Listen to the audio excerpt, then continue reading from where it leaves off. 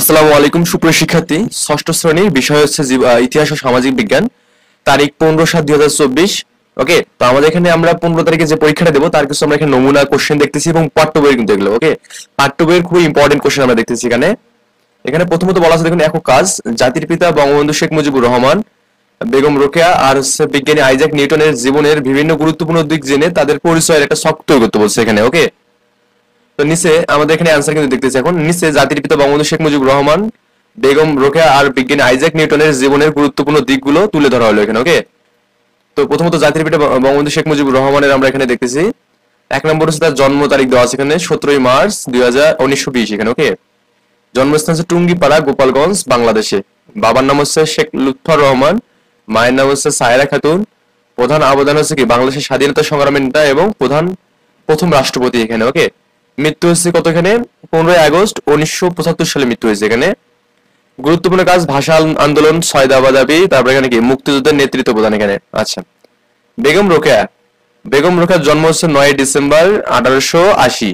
জন্মস্থান হচ্ছে রংপুর, মানে আমার জায়গা। বাবার নাম হচ্ছে জহিরুদ্দিন মোহাম্মদ সাবের, মায়ের নাম হচ্ছে কি রওশন আক্তার। প্রধান অবদান হচ্ছে নারী শিক্ষা এবং নারী অধিকার আন্দোলনের পথিকৃত। আচ্ছা, মৃত্যু হচ্ছে 9 ডিসেম্বর 1932। গুরুত্বপূর্ণ কাজ হচ্ছে সুলতানার স্বপ্ন বই। হ্যাঁ, রচনা হচ্ছে 1911 সালের সাখাওয়াত মেমোরিয়াল গার্লস স্কুল প্রতিষ্ঠা করা এখানে। ওকে, বিজ্ঞানী আইজাক নিউটন, জন্ম 4 জানুয়ারি 1643। জন্মস্থান কোথায় এখানে ইংল্যান্ডে তার জন্মস্থান। লিঙ্কনাশায় কি ইংল্যান্ডে তার জন্মস্থান। বাবার নাম হচ্ছে আইজাক নিউটন সিনিয়র, মায়ের নাম হচ্ছে হান্না আসকোফ। হ্যাঁ, প্রধান অবদান হচ্ছে কি মধ্যাকর্ষণ তথ্য, গতি সূত্রাবলী এবং ক্যালকুলাসের বিকাশ এখানে।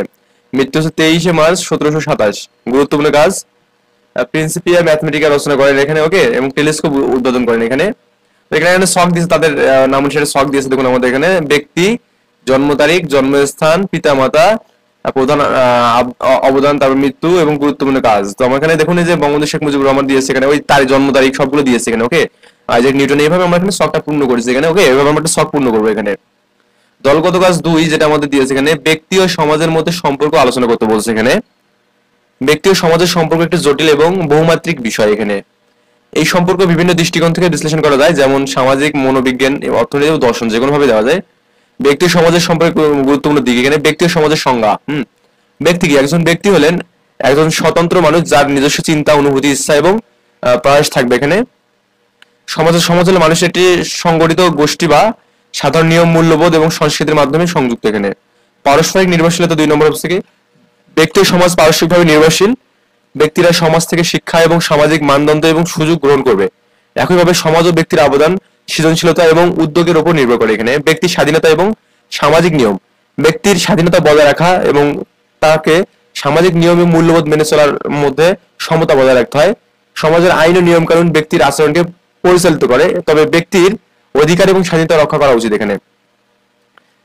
সামাজিকরণ প্রক্রিয়া। সামাজিকরণ হলো সেই প্রক্রিয়া যার মাধ্যমে একজন ব্যক্তি সমাজের মূল্যবোধ, নিয়ম, ভূমিকা ইত্যাদি গ্রহণ করে এখানে। ওকে, তারপর এখানে পরিবার, বিদ্যালয়, এগুলো আমাদের জাস্ট পড়বো এখানে আমরা।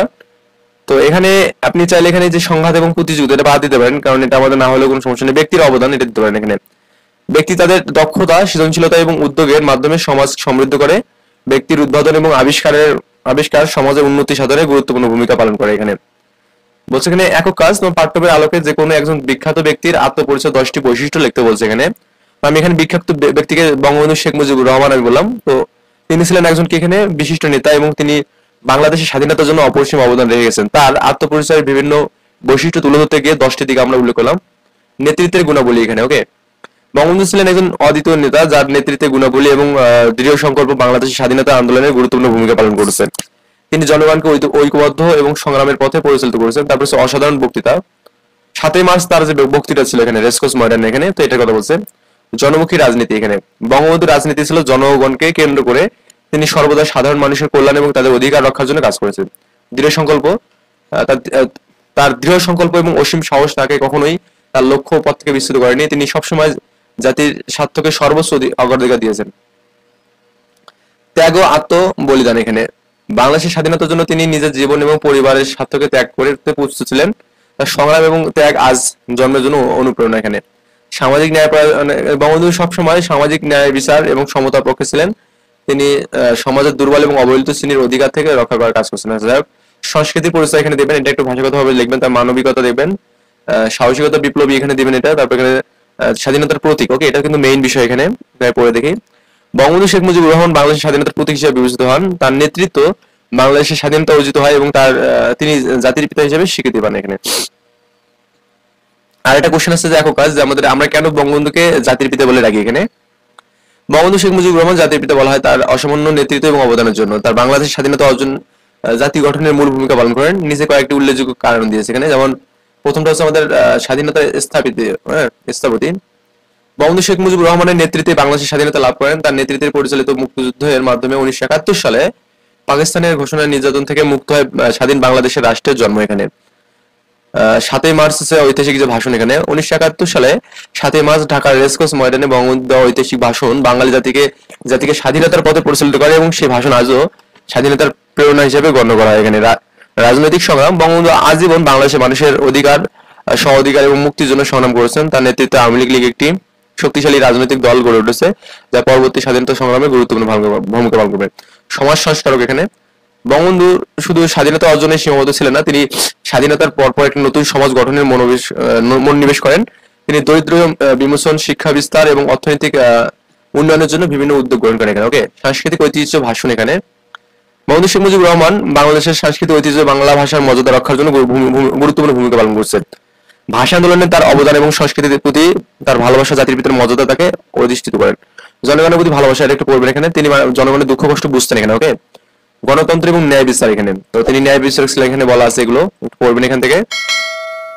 এই বিষয়গুলো দিয়ে কিন্তু আমাদের মোটামুটি কিন্তু হবে। কিন্তু এখানে আমরা নেক্সট আরো কিছু নমুনা অ্যান্সার নিয়ে আসবো আবারও। এই পর্যন্ত ভালো থাকবেন, আল্লাহ হাফেজ।